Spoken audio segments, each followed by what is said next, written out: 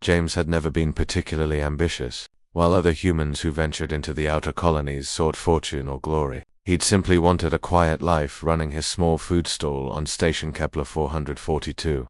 Every evening, as the artificial sun dimmed to simulate night, he would pack up his unsold meals and walk to the observation deck. That's where he first met them.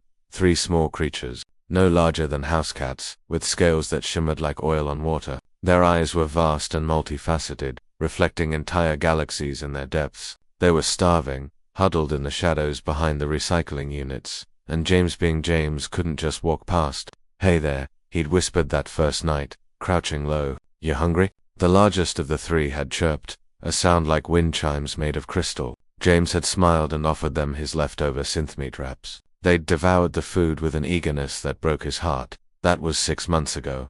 Now it was routine. Every night after closing his stall, James would prepare special meals for his 3 friends. He'd named them Spark, Shimmer, and Nova. He'd learned they preferred real food to synthetic, that they loved anything with complex flavors, and that they communicated through melodic sounds that seemed to resonate in his chest.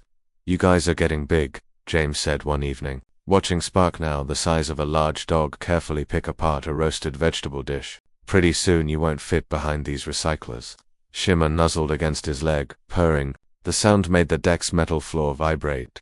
"James, you're doing it again," came a voice from behind. Aliana, the station xenobiologist, approached with her ever-present data. She'd caught him feeding the creatures 2 months ago and had been studying them from a distance ever since. "Can't help it," James shrugged. "They're just kids. Look at them." Aliana's expression was troubled. "James, I've been running genetic scans. These aren't just any creatures. Their DNA it's impossibly complex. More advanced than anything in the known database, so they're special. Even better reason to take care of them. You don't understand.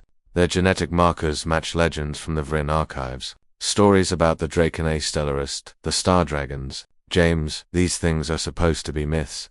James scratched Nova behind what he assumed were ears. "Myths don't get hungry, Aliana," she sighed, but he caught the hint of a smile. That was Aliana, brilliant and cautious, but she understood kindness. "Just be careful. If they really are what I think they are, their mother would be." An alarm shattered the moment.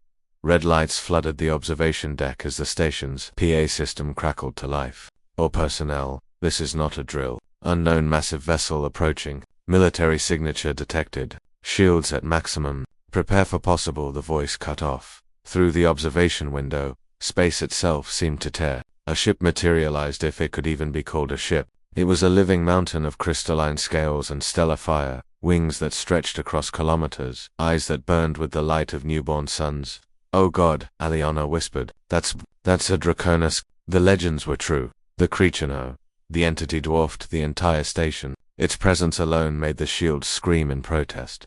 Behind James, Spark, Shimmer, and Nova began to sing, their voices rising in harmony that shook the deck. A voice filled every mind on the station simultaneously. It was ancient, vast, and absolutely terrifying.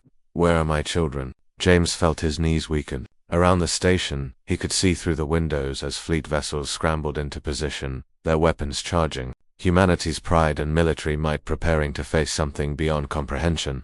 "They're going to fire," Aliana breathed. "They're going to fire on a star, Empress." James didn't think. He never did, really. That was his problem or his gift. He stepped forward to the window and raised his arms, waving frantically. Behind him, the 3 young dragons chirped and sang, pressing against his legs. "They're here," James shouted, knowing somehow she would hear. "Your kids are here. They're safe. I've been taking care of them." The Star Empress's galaxy-sized eye focused on the observation deck, on James, on her children. Silence stretched across the void. Then, impossibly, the massive being contracted, folding space and matter until a woman stood on the observation deck, having simply walked through the shields and walls as if they were suggestions. She was tall, regal, with eyes that still held stars within them. Her skin shimmered with the same oil-slick iridescence as her children. She looked at James, at the 3 young dragons dancing around his feet, at the empty food containers. "You fed them," she said, her voice now merely reality-bending rather than universe-shaking. "They were hungry," James replied simply. "I searched 100 systems. I thought them lost in a spatial rift. 6 months I searched." She knelt, and her children rushed to her, chirping and singing, her expression so alien yet so familiar. "So, you are human, yes?" Yes, ma'am. Your species is young, fractious, aggressive. The galaxy fears you might be the next great threat. She stood, cradling Nova gently. But you saw hungry children and fed them, not for gain, not for advantage, simply because it was right. Aliana had quietly recorded everything, her datapad shaking in her hands. The star Empress touched James's forehead with one elegant finger. I am Lysandra, Empress of the Void Courts, guardian of 300 systems. You have earned the gratitude of the Draconace. What do you wish as reward? James thought for a moment. Could you maybe help with the station's food supply? We've been having shortages, and people are going hungry.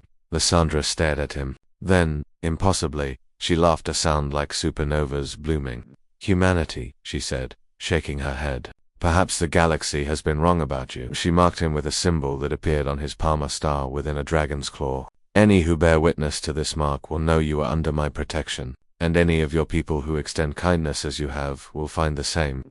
With that, she and her children faded, stepping back into whatever cosmic realm they called home. But not before Spark turned and chirped one last time a goodbye and a promise. The military fleet stood down. Confused and relieved, Aliana looked at James, then at her datapad filled with data that would change humanity's place in the galactic community forever. You just made first contact with one of the most powerful beings in the universe, she said slowly, and you asked for food supplies. James shrugged, already thinking about tomorrow's menu. People were hungry. That, perhaps, was the most human response possible. And in the vast, cold universe, sometimes humanity's greatest strength wasn't its weapons or its ships, it was its stubborn, irrational kindness toward those in need, even if they happened to be the children of a star. Empress. End.